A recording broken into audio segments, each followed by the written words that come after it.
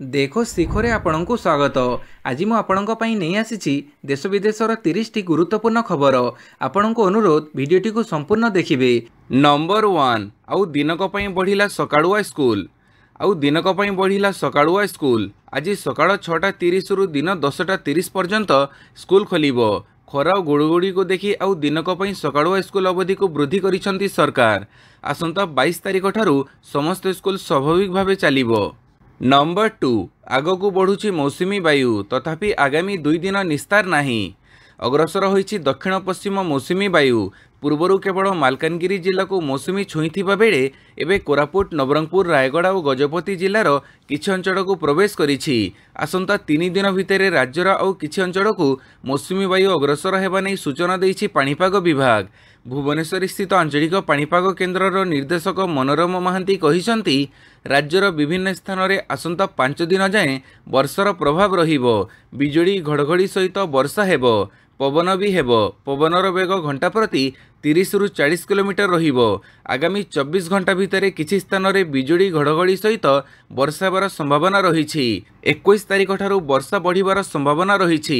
अन्य पक्षरे उपकूल उत्तर उपकूल और दक्षिण ओडिशा रे जारी रहिबो गुड़गुड़ी। नंबर 3 भुवनेश्वर खोलिबो चाउल एटीएम। धान क्विंटाल 3100 टंका किणाजिबो। राजधानी भुवनेश्वर खोलिबो चाउल एटीएम। खाद्य जोगाण मंत्री कृष्णचंद्र पात्र काली एही सूचना दैछंती। हिताधिकारी को कार्ड दियाजिबो। सेमाने मेसिन रे कार्ड गड़ेले बाहरिबो चाउल। आगामी सप्ताहक मध्य भुवनेश्वर आरंभ कराजिबो एही व्यवस्था। परे राज्यर सबु जिले में खोलाजिबो चाउल एटीएम। मंत्री श्री पात्र कहिसंती चाषी ठारू धान क्विंटाल 3100 टंका किणाजिबो। निर्वाचन इस्ताहारे कहिछु एही खरीफ ऋतुरु चाषी को 3100 टंका देबु। काली केंद्र सरकार धान क्विंटाल प्रति 2300 टंका कला परे आमको सुविधा होईछि। एबे 800 टंका पड़िबो। चाषी धान देवर 48 घंटा मध्य प्राप्य पाइजिबे। कौनसी कटनी छटनी कराजिबनी। कटनी छटनी कले कड़ा कार्यानुष्ठान ग्रहण कराजिबो।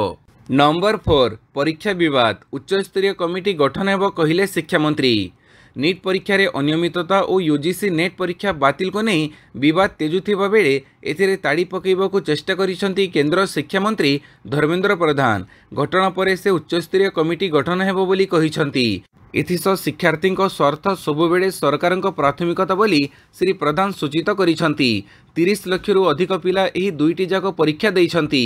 उभय प्रवेशिका परीक्षा नेशनल टेस्टिंग एजेंसी पक्षरु कर जाइथिला। तेबे उभय परीक्षा रे व्यापक अनियमितता होइथिबा अभियोग होईछि। एथिपई काली देशर विभिन्न प्रांत रे छात्र आंदोलन देखिबाकू मिलिछि।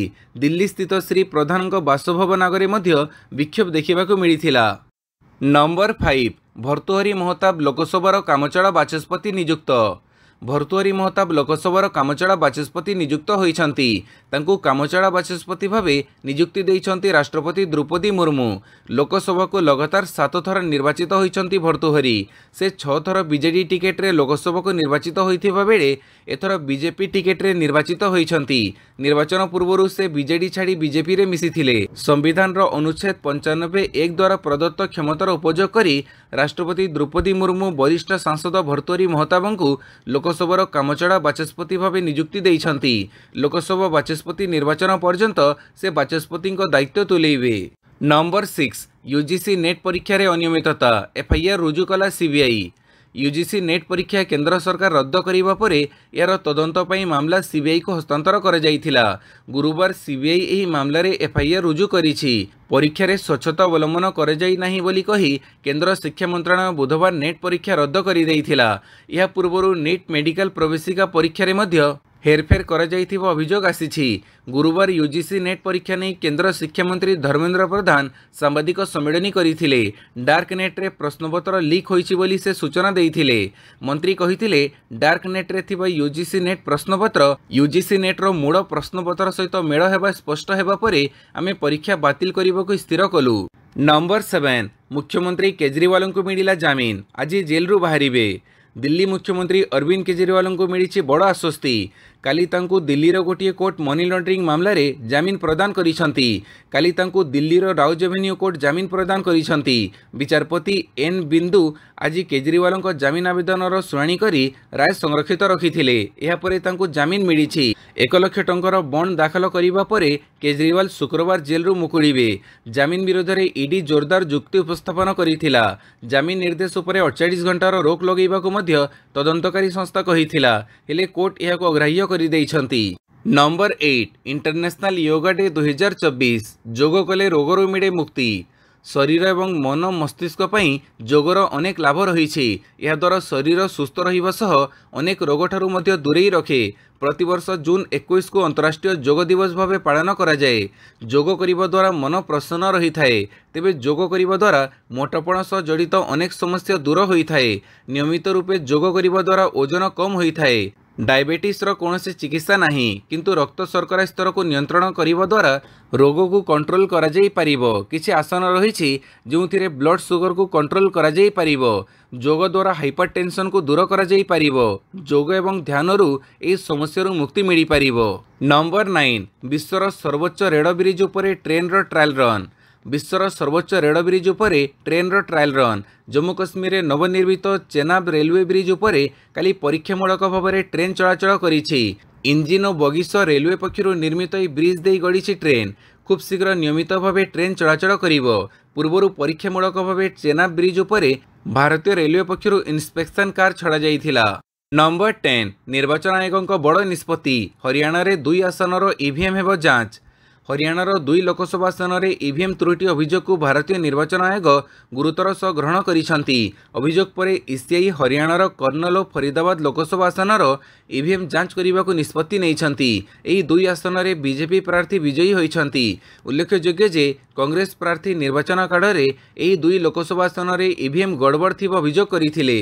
नंबर 11 निर्धारित अवधि रे सरीब भुवनेश्वर मेट्रो ट्रेन प्रकल्प। निर्धारित अवधि मध्य भुवनेश्वर मेट्रो ट्रेन प्रकल्प कार्य शेष हेब। मेट्रो ट्रेन प्रकल्प कार्य शेष पई सरकार द्वारा पूर्व निर्धारित समय सीमा को गुरुत्व दि जाउछि बोली राज्यर बीजेपी सरकार सूचना दैछंती। बीजेडी सरकार चलित मास जनवरी रे भुवनेश्वर मेट्रो ट्रेन प्रकल्पर शिलान्यास करिथिले। मिलिथिबा सूचना अनुसार राज्य गृह निर्माण और नगर उन्नयन मंत्री कृष्णचंद्र महापात्र आज एक उच्चस्तरीय बैठक में समीक्षा करी कहिसंती जे राज्यर राजधानी भुवनेश्वर को अंतर्जातीय सहर भाव विकसित करने को सबु प्रकार प्रयास करा जिवो। एही दृष्टि मेट्रो ट्रेन प्रकल्पर गुरुत्व रही और ताहा पूर्व निर्धारित समयसीमा अनुसार शेष हेबो। नंबर 12 युद्ध रोकी पारुछंती किंतु प्रश्नपत्र लीक को रोकी पारु नाहंती प्रधानमंत्री कहिले राहुल गांधी। नीट परीक्षार प्रश्नपत्र लीक अभियोग घटना पूरा देश में आलोड़न सृष्टि करिछि। एहाकु नै विवाद घनुथिबा बेले काली कांग्रेस नेता राहुल गांधी सीधासड़क प्रधानमंत्री नरेंद्र मोदी को टार्गेट करिसंती। से कहिसंती प्रधानमंत्री प्रश्नपत्र लीक को रोकिबारे विफल होइसंती।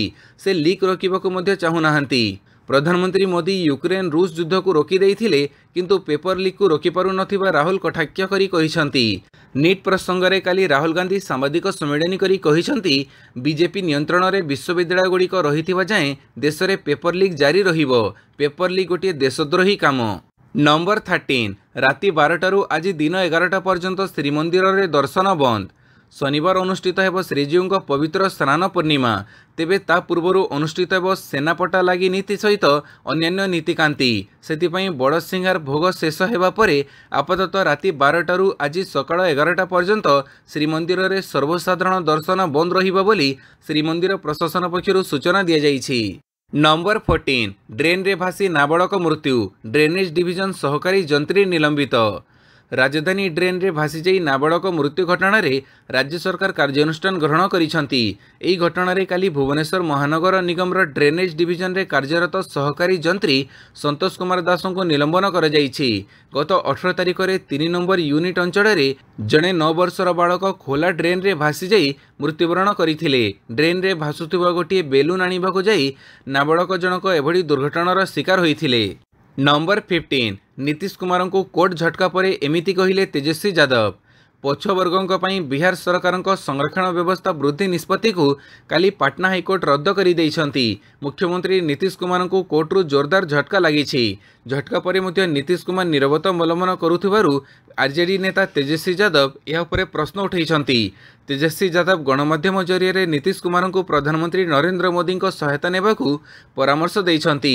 ନୀତିଶ କୁମାର ପ୍ରଧାନମନ୍ତ୍ରୀ ମୋଦିଙ୍କୁ କହି ସମ୍ବିଧାନର 9ମ ସେଡ୍ୟୁଲରେ ସଂରକ୍ଷଣ ବ୍ୟବସ୍ଥା କରନ୍ତୁ। ସେଥିରେ କେନ୍ଦ୍ରୀୟ ଓ ରାଜ୍ୟସ୍ତରୀୟ ଏକାଧିକ ଆଇନ ରହିଛି, ଯାହାକୁ କୋର୍ଟରେ ଚ୍ୟାଲେଞ୍ଜ କରାଯାଇପାରିବ ନାହିଁ ବୋଲି ତେଜସ୍ୱୀ କହିଛନ୍ତି। ନମ୍ବର 16 ରୋଷେଇ ଘରେ ଚଡ଼କ, ସେଞ୍ଚୁରୀ ମାରିଲା ଟମାଟୋ। ରୋଷେଇ ଘର ଉପରେ ପଡ଼ିଲାଣି ଚଡ଼କ। ହୁ ହୁ ହୋଇ ବଢ଼ିଲାଣି ପନିପରିବା ଦରଦାମ। ସାଧାରଣ ଲୋକଙ୍କ ମୁଣ୍ଡରେ ପଡ଼ିଲାଣି ଚଡ଼କ। ସେଞ୍ଚୁରୀ ମାରିଲା ଟମାଟୋ। ଆଉ ସବୁ ପରିବା ଦାମ ବି ଆକାଶ ଛୁଆଁ। ଅସ୍ଥି ତଳକୁ ମିଳୁନି ପରିବା। 2 ସପ୍ତାହ ତଳେ 20ରୁ 30 ଟଙ୍କାରେ ବିକ୍ରି ହେଉଥିବା ଟମାଟୋରେ ଏବେ ହାତ ମାରିବାକୁ ଡର ଲାଗୁଛି। ଏବେ କେଜି ପିଛା 100 ଟଙ୍କାରେ ପହଞ୍ଚିଛି ଟମାଟୋ। ବରଗଡ଼ ଜିଲ୍ଲା ପଦ୍ମପୁର ବଜାରରେ ଟମାଟୋ କେଜି 100 ଟଙ୍କାରେ ବିକ୍ରି ହେଉଛି। ସେହିପରି କାଙ୍କଡ଼ କେଜି 100 ଟଙ୍କା, ପୋଟଳ 60, ଭେଣ୍ଡି 80 ଟଙ୍କାରେ ବିକ୍ରି ହେଉଛି। ଆଳୁ ପିଆଜ ବି ଯଥାକ୍ରମେ 35 ଓ 40 ଟଙ୍କାରେ ବିକ୍ରି ହେଉଛି। ନମ୍ବର 17 ଗିରଫ ନିଟ୍ ଆଶାୟୀଙ୍କ ମାର୍କସିଟ୍ ଭାଇରାଲ। ପଦାର୍ଥ ବିଜ୍ଞାନରେ 85 କିନ୍ତୁ ରସାୟନ ବିଜ୍ଞାନରେ 5। ନିଟ୍ ପରୀକ୍ଷାରେ ହୋଇଥିବା ସାଂଘାତିକ ହେରଫେର ଘଟଣାର ଆଉ ଏକ ସତ ସାମ୍ନାକୁ ଆସିଛି। ହେରଫେର କରିବା ଅଭିଯୋଗରେ ପୁଲିସ ବିହାରର 4 ଜଣ ନିଟ୍ ଛାତ୍ରଙ୍କୁ ପୁଲିସ ଗିରଫ କରିଛି। ଏମାନେ ପରୀକ୍ଷାର ଦିନକ ପୂର୍ବରୁ ପ୍ରଶ୍ନପତ୍ର ପାଇଥିଲେ। ଏହି 4 ଜଣଙ୍କ ମଧ୍ୟରୁ 2 ଜଣଙ୍କ ମାର୍କସିଟ୍ ପୁରା ଘଟଣା ପଛର ବାସ୍ତବ ସ୍ଥିତିକୁ ବୟାନ କରୁଛି। ଗିରଫ 4 ଜଣଙ୍କ ମଧ୍ୟରେ ଥିବା ଅନୁରାଗ ଯାଦବ ପୁଲିସକୁ କହିଛନ୍ତି ଯେ ସେ ମେଡିକାଲ ପ୍ରବେଶିକା ପରୀକ୍ଷା ପାଇଁ କୋଟାରେ ରହି ପ୍ରସ୍ତୁତି କରୁଥିଲେ। ତେବେ ତାଙ୍କ ଅଙ୍କଲ ସିକନ୍ଦର ତାଙ୍କୁ ସମସ୍ତିପୁର ଚାଲିଯିବାକୁ କହିଥିଲେ ଓ ପରୀକ୍ଷା ପାଇଁ ସବୁକିଛି ଠିକ୍ ହୋଇସାରିଛି। ପରୀକ୍ଷାର ଦିନକ ପୂର୍ବରୁ ଅନୁରାଗଙ୍କ ପାଖକୁ ପ୍ରଶ୍ନପତ୍ର ଓ ଏହାର ଉତ୍ତର ଆସିଥିଲା। ସେ ସବୁକୁ ପ୍ରଶ୍ନ ଦିନକ ପରେ ଅନୁଷ୍ଠିତ ପ୍ରକୃତ ନିଟ୍ ପରୀକ୍ଷାରେ ପଡ଼ିଥିଲା ବୋଲି କହିଛନ୍ତି। ନମ୍ବର 18 ନିଟ୍ ୟୁଜିସି ନେଟ୍ ପ୍ରସଙ୍ଗ, ଶିକ୍ଷାମନ୍ତ୍ରୀଙ୍କ ଘରେ ଆଗରେ ଟଙ୍କା ଉଡ଼େଇ ବିକ୍ଷୋଭ। ନିଟ୍ ପ୍ରଶ୍ନପତ୍ର ଲିକ୍ ଓ ୟୁଜିସି ନେଟ୍ ପରୀକ୍ଷା ରଦ୍ଦ ହେବା ଘଟଣା ପୁରା ଦେଶରେ ହଇଚଇ ସୃଷ୍ଟି କରିଛି। ଏହା ବିରୋଧରେ କାଲି କଂଗ୍ରେସର ଛାତ୍ର ସଂଗଠନ ଏନ୍ଏସ୍ୟୁଆଇ ବିକ୍ଷୋଭ ପ୍ରଦର୍ଶନ କରିଛି। କାଲି ଏନ୍ଏସ୍ୟୁଆଇର ଶତାଧିକ ସଦସ୍ୟ କେନ୍ଦ୍ର ଶିକ୍ଷାମନ୍ତ୍ରୀ ଧର୍ମେନ୍ଦ୍ର ପ୍ରଧାନଙ୍କ ଦିଲ୍ଲୀସ୍ଥିତ ବାସଭବନ ଆଗରେ ଆନ୍ଦୋଳନ କରିଛନ୍ତି। ସେମାନେ ନକଲି 500 ଟଙ୍କା ନୋଟକୁ ଉଡ଼େଇ ନିଜର ଅସନ୍ତୋଷ ପ୍ରକାଶ କରିଛନ୍ତି। ସେମାନେ ବିକ୍ଷୋଭ ପ୍ରଦର୍ଶନ କରିବାରୁ ପୁଲିସ ଅନେକ ଛାତ୍ର ନେତାଙ୍କୁ ଘଟଣାସ୍ଥଳରୁ ଉଠାଇ ନେଇ ଅଟକ ରଖିଛି। ନମ୍ବର 19 ଆଫଗାନିସ୍ତାନକୁ ହରାଇ ସୁପର 8ରେ ଭାରତର ଦମଦାର ଆରମ୍ଭ। ସୂର୍ଯ୍ୟକୁମାର ଯାଦବଙ୍କ ବିସ୍ଫୋରକ ଅର୍ଦ୍ଧଶତକ ପରେ ବୋଲରଙ୍କ ଘାତକ ବୋଲିଂ ବଳରେ ଭାରତ ଟି20 ବିଶ୍ୱକପ୍ 2024ର ସୁପର 8ରେ ନିଜର ପ୍ରଥମ ମ୍ୟାଚ୍ରେ ବିପୁଳ ବିଜୟ ହାସଲ କରିଛି। ଭାରତ 47 ରନ୍ରେ ଆଫଗାନିସ୍ତାନକୁ ହରାଇଛି। ଏଥିସହ ଦମଦାର ବିଜୟରୁ ରୋହିତ ବାହିନୀ ସୁପର 8 ଅଭିଯାନ ଆରମ୍ଭ କରିଛି।